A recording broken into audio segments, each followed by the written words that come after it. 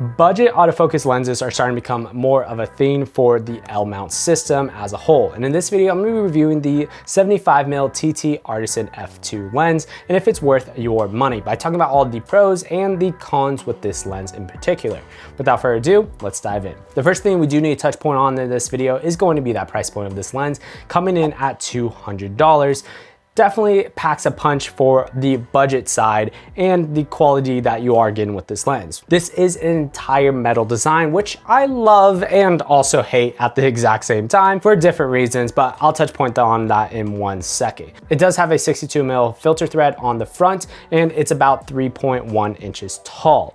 The weight from the metal is going to be coming in at 329 grams or 0.72 pounds. So it's definitely a hefty lens, and the metal, for all sakes and purpose, makes it feel more like a premium lens. But with that said, if you do drop this lens or you're wearing a wedding ring, it's more likely that you will scratch this lens over time or potentially break it if you do drop this lens. So again, it's a pro and a con because it's nice because of the build quality, but at the same time, you could potentially drop it. Now, they does come with this aperture ring, which I find really nice and tend to only see on higher end lenses. So it's really nice that it does come with a click aperture ring, but it is missing an autofocus and manual focus switch. So that means you do have to use the back side of your camera to switch from autofocus to manual focus. Now for firmware updating, I do want to touch point on this because it is a little bit interesting, but I am overall glad that they provided a way to do so.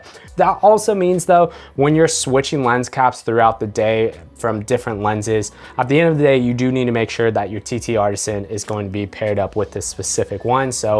And that means you also can never lose this cap either because you need to firmware update. Now here's a test of the autofocus with this lens.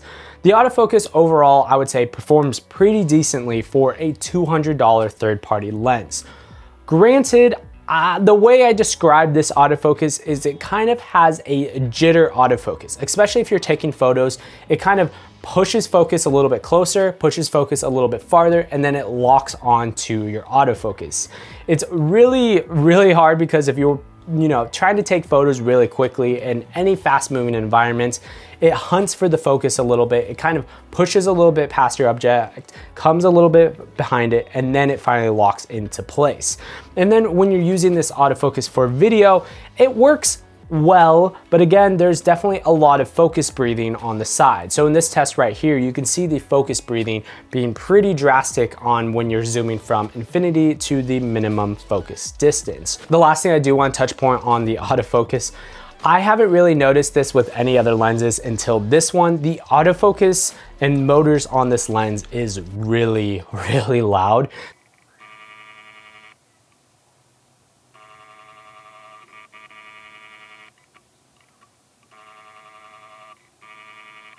So if you're in a quiet environment and you're trying to think about picking up a B-cam lens to have on an interview setup, just note this lens is pretty loud when it's trying to focus back and forth.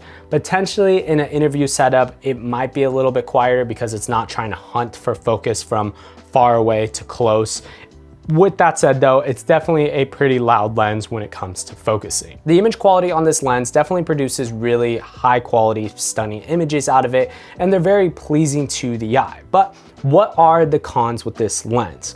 When you're comparing this to an 85mm lenses on the market, what are your other options? Well, from Lumix themselves, you can spend an extra $200, and yes, that could be a lot of money to some people, but an extra $200 and you're going to be getting a first party f1.8 lens from Lumix for the L-mount system, which in my personal opinion performs a lot better than this lens in terms of autofocus and focus breathing and just the build quality overall. It's just a much higher quality lens for $200 more.